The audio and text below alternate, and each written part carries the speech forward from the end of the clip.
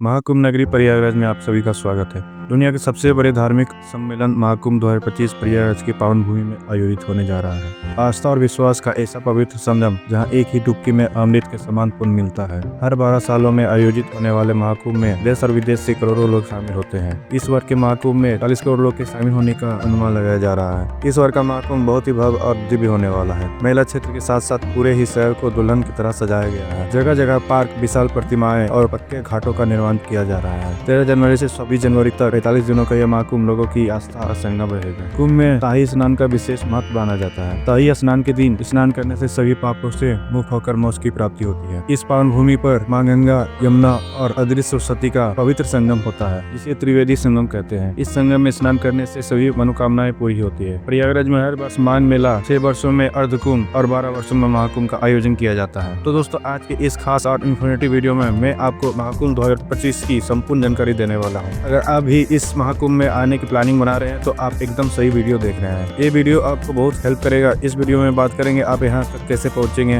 रुकने के लिए होटल्स, धर्मशाला या टेंट कहाँ पर लेना चाहिए, स्नान और दर्शन का सही तरीका क्या है, यहाँ पर दर्शन करने के प्रमुख स्थान कौन से हैं, और वीडियो के लास्ट में बात करेंगे संपूर्ण बजट की। तो महाकुंभ दर्शन की A to Z complete information के लिए वीडियो को लास्ट तक जरूर देखें। दोस्तों, इस बार का महाकुंभ में लोगों की संख्या को देखते हुए शासन और प्रशासन ने विशेष तैयारी की है। मेला क्षेत्र को यूपी का 76वां जिला बनाया गया है, जिसे 25 सेक्टर में बांटा गया है। भक्तों की भीड़ एक जगह इकट्ठा न हो, इसके लिए 7 के घाट भी बनाए गए हैं। साथ ही सभी की सुरक्षा के लिए पुलिस, सेना, PSC, NDRF, SDRF, जल पुलिस, पैरामिलिट्री और प्राइवेट पुलिस के लाखों जवान तैनात किए गए हैं। मेले की साफ सफाई और देखरेख के लिए हजारों सफाई मित्र भी सेवा दे रहे हैं। लोगों को आने जाने में कोई भी परेशानी न हो, इसके लिए अलग अलग मार्ग बनाए गए हैं। साथ ही साथ सभी मार्ग में पार्किंग की विशेष सुविधा दी गई है, जिससे सभी लोग कम से कम चलकर घाट तक पहुंच सकते हो। तो चलिए वीडियो में आगे बढ़ते हैं और बात करते हैं आप प्रयागराज कैसे पहुंचेंगे।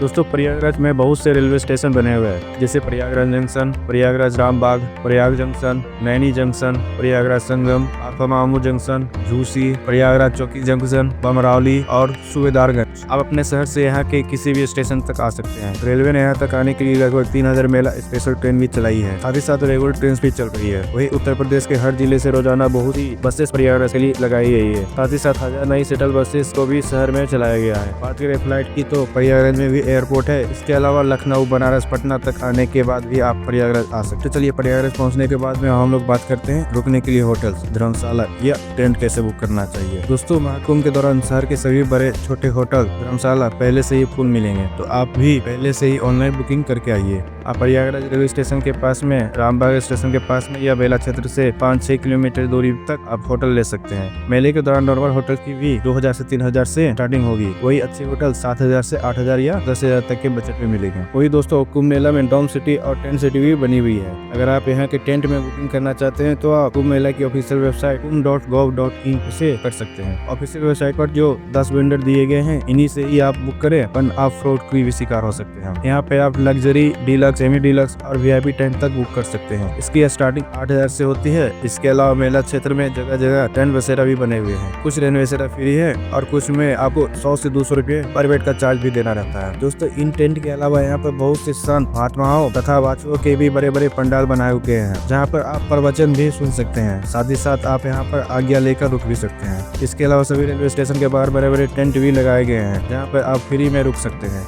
लेकिन दोस्तों, मैं एडवाइस करूंगा, आप कोशिश करिए कि आप अपने शहर से सुबह प्रयागराज आ जाएं। पूरा दिन स्नान और घूमने के बाद में शाम वाली ट्रेन से आप अपने घर के लिए वापसी कर लीजिए। दोस्तों, एक बात आपको विशेष ध्यान देना होगा, शाही स्नान के दिन शहर में सभी प्राइवेट वाहन बंद रहेंगे। आप जिस भी मार्ग से आएंगे वहीं पर आपको पार्किंग मिल जाएगी। साथ ही नजदीकी घाट पर आपको स्नान करना होगा। आप मान के चलिए कि आपको कम से कम 2 से 3 किलोमीटर चलना भी होगा। नॉर्मल डेज में रेलवे स्टेशन या बस स्टैंड से ऑटो या ई रिक्शा में 20 से 30 रुपए का किराया देकर आप न्यू नैनी ब्रिज, बहराना या चुंगी तक आ जाएंगे। फिर आप 1 से 2 किलोमीटर चलकर मुख्य मेला क्षेत्र में आकर बड़े हनुमान मंदिर किले के पास में आकर स्नान कर सकते हैं।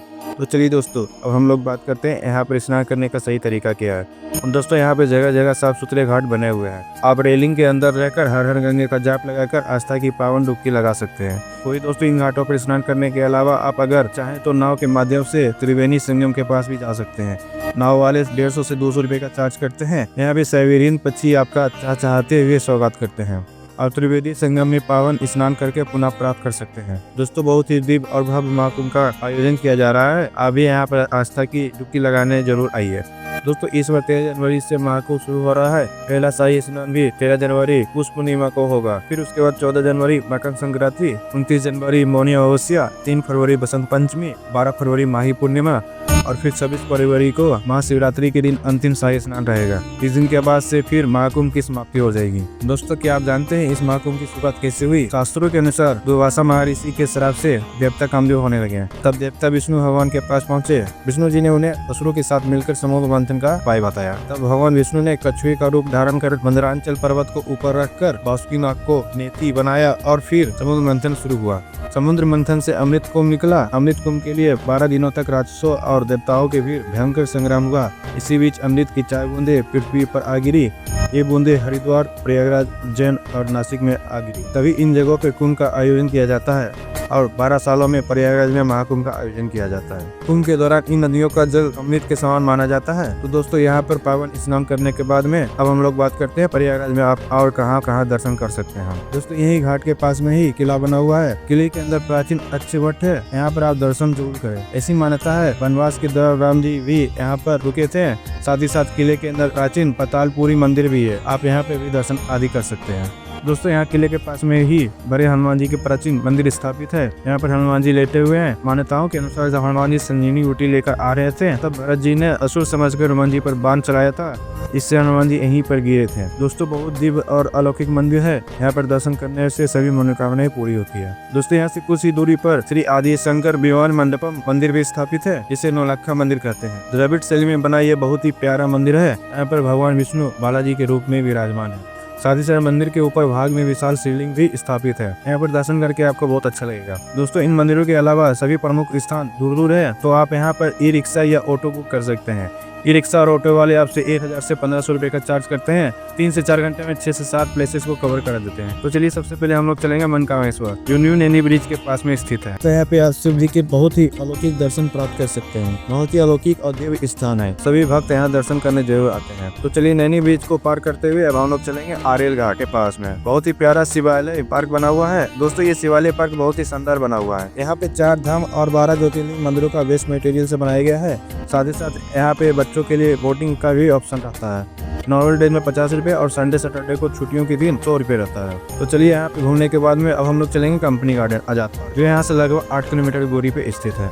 दोस्तों ये वही पार्क है जहाँ पे हमारे महान क्रांतिकारी चंद्रशेखर आजाद जी ने अंग्रेजों से लड़ते हुए अपनी पिस्तौल की आखिरी गोली खुद को मार दी थी। अंग्रेजों ने जीवन भर इन्हें कभी पकड़ नहीं पाए। दोस्तों ये पार्क बच्चों के लिए बेस्ट पिकनिक स्पॉट है। साथ ही साथ यहाँ पे बहुत से झूले लगे हुए हैं। तो चलिए यहाँ पे घूमने के बाद में हम लोग चलेंगे भारद्वाज पार्क और आश्रम, जो यहाँ से कुछ ही दूरी पे स्थित है। दोस्तों यहाँ पे ऋषि भारद्वाज जी के विशाल प्रतिमा स्थापित है। साथ ही साथ पार्क को भी बहुत प्यारा बनाया गया है। फोटोशूट के लिए ये बेस्ट प्लेस है। तो अपनी यादों के लिए आप प्यारी फोटोशूट भी करा सकते हैं। वही यहाँ से कुछ दूरी पे आनंद भवन है, आप वहाँ भी घूमने जा सकते हैं। यहाँ पे घूमने के बाद में अब हम लोग फिर से मेला क्षेत्र के पास आ जाएंगे और अब हम लोग चलेंगे अलोपी माता मंदिर, जो यहाँ से मतलब 200 मीटर की दूरी पे स्थित है। दोस्तों यह बहुत ही प्राचीन मंदिर है, जो माता सती के 51 शक्तिपीठों में से एक है।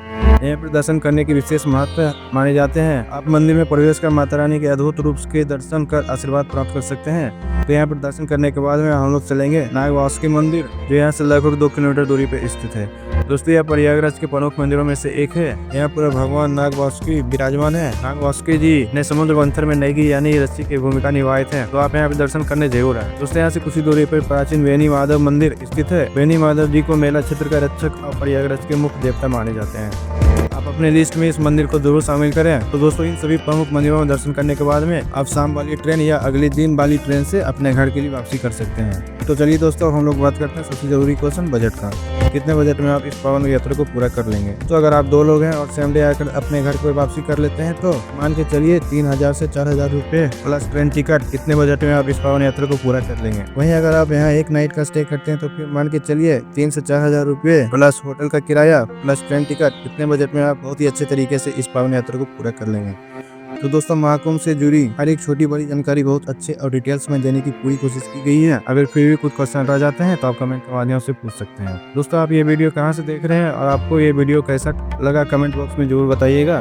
दोस्तों अगर वीडियो की जानकारी आपको अच्छी लगी हो तो प्लीज अपने एक लाइक से हमें मोटिवेट जरूर करिएगा। साथ ही साथ अपने सभी फ्रेंड्स और रिलेटिव में जरूर शेयर करें। वहीं अगर अभी तक आपने हमारी फैमिली जर्नीज विद आरके से नहीं जुड़े हैं तो प्लीज चैनल को सब्सक्राइब करके हमसे जुड़ जाइए। साथ ही साथ बेल आइकन प्रेस करने के बाद में ऑल नोटिफिकेशन को जरूर क्लिक करें, जिससे भविष्य में आने वाले वीडियोज आपको आसानी से मिल सके। तो चलिए दोस्तों, मिलते हैं किसी ऐसी ही इन्फॉर्मेटिव वीडियो में। तब तक आप अपना और अपने परिवार का बहुत ही ज्यादा ख्याल रखें। आपकी यात्रा सफल, सुगम और मंगलमय हो। जय हिंद, जय भारत।